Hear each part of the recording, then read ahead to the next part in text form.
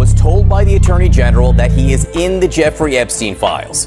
He was told he was in the files 2 months ago, and then last week said, no. Noel Cintron chauffeured Donald Trump for a remarkable 25 years. He witnessed at all clandestine meetings, explosive tempers, and deals that remained hidden from the public eye. He stayed silent throughout, simply fulfilling his duties and moving along. But now at 66, he's finally speaking out. What compelled him to break his silence? And how much of what he observed could unravel the very empire Trump built? Join us as we uncover the intriguing revelations from Trump's former driver, the man who saw everything. Music. Noel Cintron began driving for Donald Trump back in 1993, when Trump Tower gleamed as a brand new marvel that captured everyone's attention. Back then, executive driving was a completely different ballgame. Drivers arrived early, engines running, always prepared. Remaining discreet about what you witnessed wasn't just etiquette, it was essential to keep your job. Each day started well before dawn. Cintron would pull up in a sleek black Cadillac or occasionally a stretch limousine,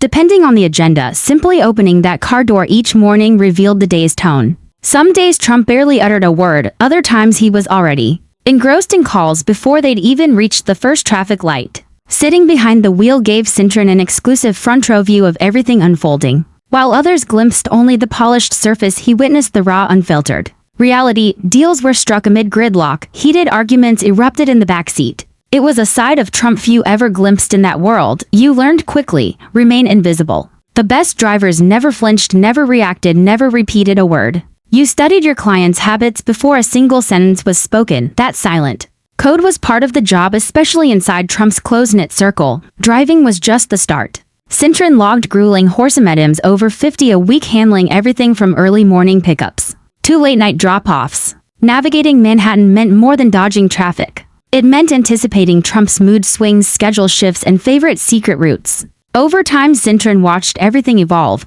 The 90s were all about casino deals and real estate talk. The 2000s ushered in the reality TV era. Each chapter brought new rides, fresh pressures, more cameras, and heavier security. What began as routine transformed into a full-blown production. Trump's team was always in flux. People came and went, business partners faded, new faces emerged, but Cintron remained constant. He was the living archive of Trump's world, quietly noting who was in and who was out. In the limo world, everything boils down to trust. Clients demand drivers who vanish from the spotlight, but are always ready at a moment's notice. Cintron's entire life revolved around anticipating Trump's every need. Vacations had to be booked months ahead, doctor appointments or family moments often pushed aside. A sharp driver senses these things without a word. Cintron knew the subtle difference between a silent, no-talk ride and one where Trump expected conversation. The tone alone revealed if Trump was open to chatting or wanted the privacy glass sealed tight. Then everything shifted when politics entered the scene in 2015. The rhythm changed.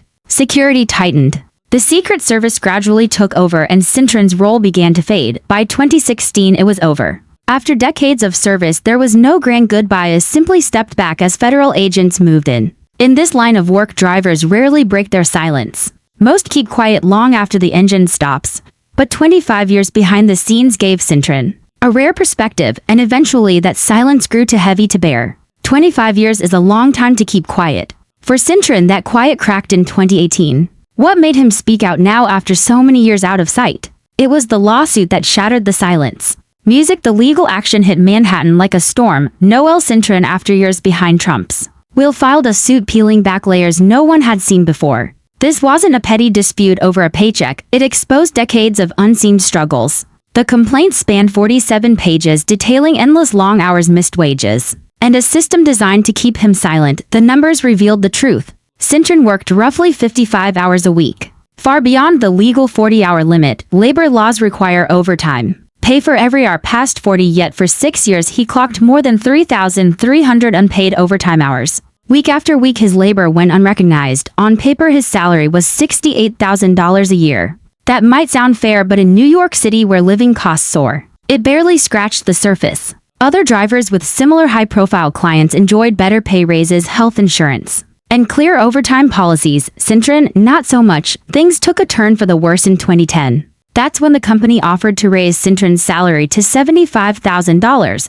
But there was a catch. To get that bump, he had to give up his health insurance. The numbers didn't add up in his favor. He gained $7,000 in salary but lost coverage valued at nearly $18,000 a year. The deal left him worse off financially. To prove his case, Cintron held onto his records. Like many in his field, he meticulously tracked his hours, noting early mornings, late nights, and weekend shifts. His logs told a clear story, one that clashed with the company's official claims. He didn't just stew in silence. Over time, he formally asked to be paid for those extra hours. He followed every official step. But court papers revealed those requests were routinely ignored. Management treated the grueling hours as just part of the job, not something deserving of overtime pay. The timing of the lawsuit surprised some. Usually workers speak out sooner. New York law gives a 6-year window to claim unpaid wages, and Cintron filed just before that deadline. Picking the right legal team was crucial. His lawyers had a track record of winning tough cases against big corporations.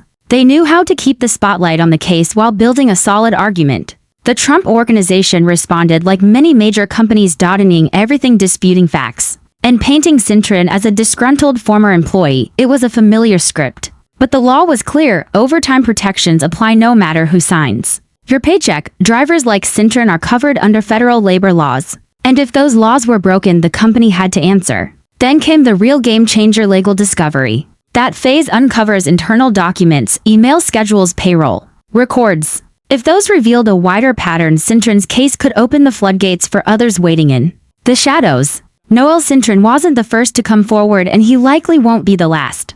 A deep dive into Trump's employment history reveals a trail of complaints spanning decades. So what made Cintron's story stand out from all the others who stayed silent? Patterns of exploitation. Trump Organization personnel files tell a familiar tale labor lawyers have seen before. In the 80s and 90s, casino workers in Atlantic City raised red flags over unpaid wages. Housekeepers at Trump hotels started noticing the same issues: unpaid overtime, shrinking benefits, slipping under the radar. Even restaurant workers whispered about how their shifts were shuffled to mess with their health care coverage. Dig deeper into New Jersey court records, and the story only gets darker. Construction crews building the Trump Taj Mahal had to fight in court just to get their paychecks. Subcontractors reported payments arriving late, sometimes months behind schedule. Electricians, plumbers, carpenters caught in legal battles just to claim what was owed. Some local contractors grew so fed up they refused to take on Trump projects unless paid up front.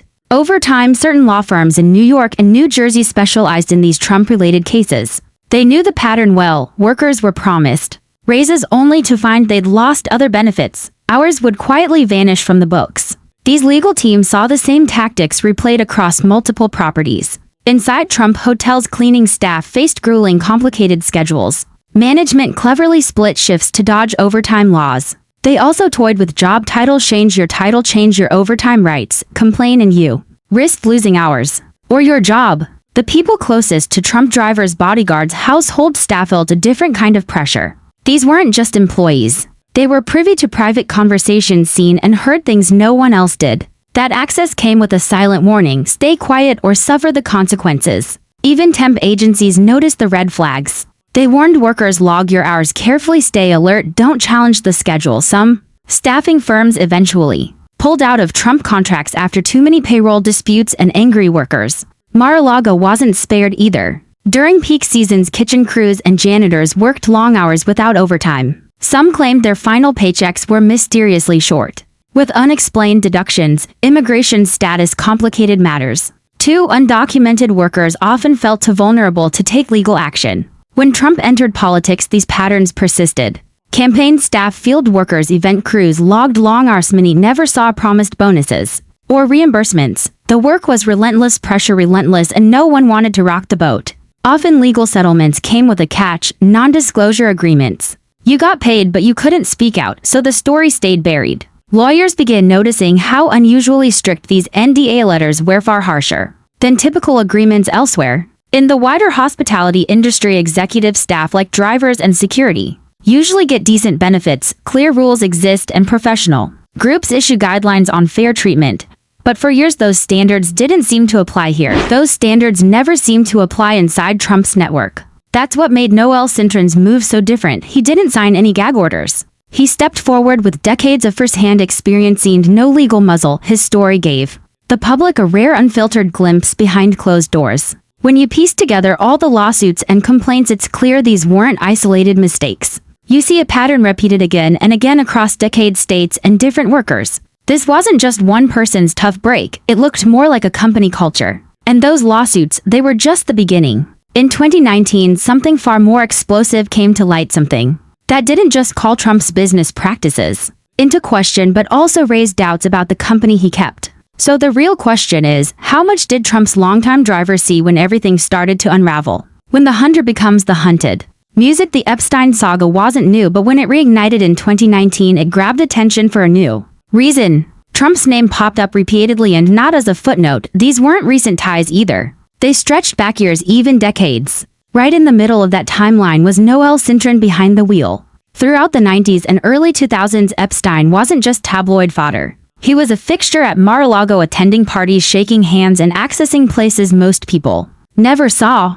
At the same time, Cintron was driving Trump everywhere, meetings, events, and off-the-record stops, never listed on official schedules. The feds dug deep, pulling flight records, visitor logs, and schedules to map Epstein's movements. Many aligned closely with Trump's own travel. Calls between their offices, meetings on the books, overlapping guest lists. It painted a picture of regular interaction, not mere coincidence. Drivers like Cintron usually keep detailed logs tracking pickups, destinations, and passengers. Not for gossip, but for taxes, records, and accountability. If Trump met Epstein privately or made last-minute detours, Cintron would have known he had to.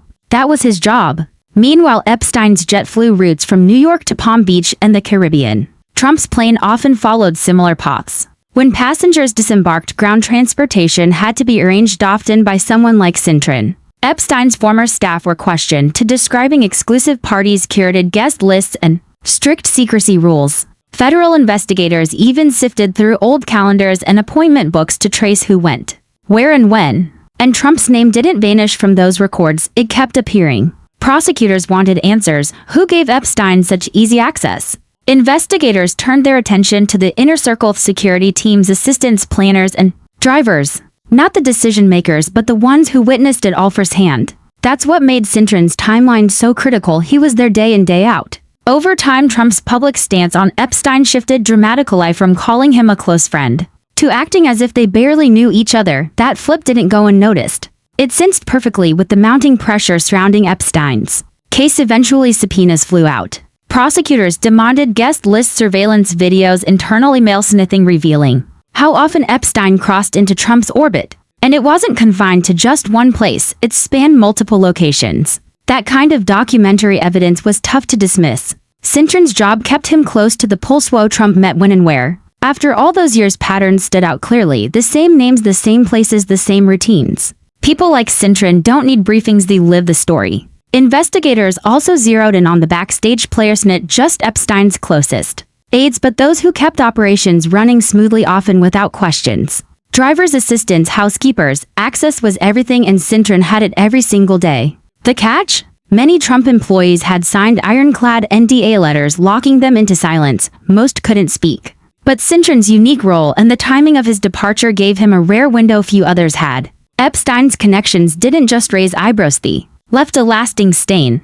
But what came next shook the foundation even more. Were the very people who once built Trump's empire now quietly stepping away? The Republican revolt. Behind closed doors in early 2019, Republican leaders began acting differently. After the Epstein scandal dominated headlines, the tone shifted in high-level meetings. Some of Trump's staunchest supporters started quietly voicing concerns. They worried about how deep the fallout could run. Strategists scrambled, crafting backup plans in case things spiraled. On Capitol Hill, lawmakers noticed changes too.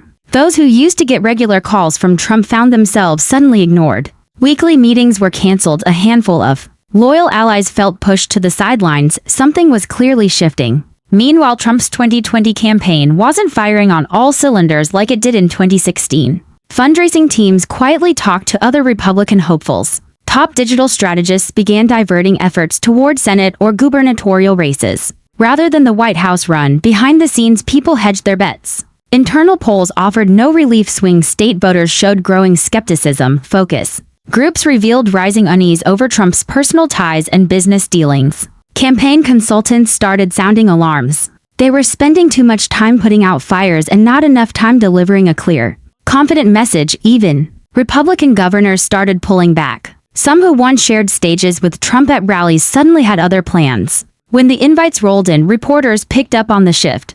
These officials still supported Trump's policies, but carefully avoided any personal controversy. Conservative media voices adjusted too. Instead of full-throated defenses, talk show hosts and columnists softened their tone.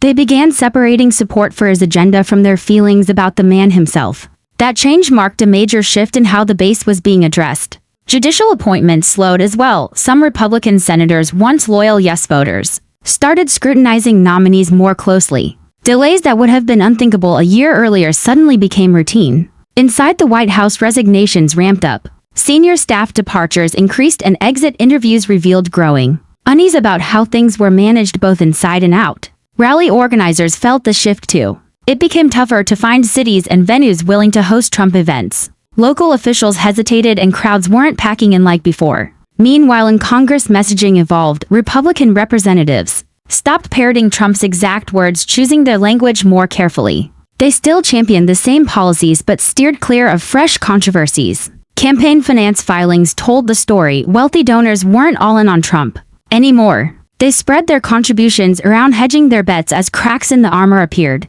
While big names backed away and longtime allies slipped off stage, one figure who'd always stayed behind the scenes was finally ready to speak up. But what could a longtime driver reveal that made even the powerful uncomfortable? Why one driver's voice could change everything? Noel Cintron didn't sit in boardrooms or executive meetings, but he had something most top players never did: direct, daily access. As Trump's driver, he wasn't just ferrying a man from place to place. He witnessed unguarded moments, off-the-cuff calls, mood swings, and slips. Professional drivers are trained to keep silent, but there's a fine line between protecting privacy and hiding mistreatment. By the time Cintron filed his lawsuit in 2018, Trump's business empire was already under intense scrutiny. Federal investigators were digging into suspicious financial dealings. State officials were zeroing in on Trump's charitable foundations. While campaign finances faced intense scrutiny, Cintron's meticulous notes logged over years revealed a vivid, detailed glimpse of what it truly meant to work inside that whirlwind. Dates, hours, conditions, mold details many overlook but that carry huge weight in court. Cintron's legal team wasn't new to battles like this. They'd taken on heavyweight cases before, especially wage theft suits, expertly balancing media attention with airtight legal strategy. They didn't take just any client. Cintron brought evidence solid enough to stand up in court and grab headlines. What set his story apart? He refused the hush money. Unlike others who quietly settled and signed gag orders, Cintron wouldn't be silenced. That gave him the rare power to speak openly of freedom many co-workers never had. Labor investigators had already begun probing the Trump Organization's worker practices. Cintron's claims handed them real lead spiral records, benefit cuts, clear patterns verifiable against official company data. For frontline hospitality staff like personal drivers, industry standards dictate fair pay, benefits, and clear overtime rules. Cintron's experience broke every one of those norms. Attorneys tracking the case saw potential for a domino effect, encouraging other former employees to come forward, no longer feeling isolated. Cintron wasn't just any ex-employee. He'd witnessed the players, the shifts, and the inner workings behind closed doors. And as the case unfolded, documents and emails set to emerge threatened to expose long-standing employment abuses lurking beneath Trump's sprawling empire. Now that Cintron has broken his silence, the ripple could reach far beyond the driver's seat. His account adds fuel to growing scrutiny of Trump's inner circle. As more insiders find courage, Cintron's truth could be the spark that reshapes the legacy he once served. What else might Noel Cintron still be holding back? Will more insiders step? Please subscribe for more unique videos and etc. Thanks for watching.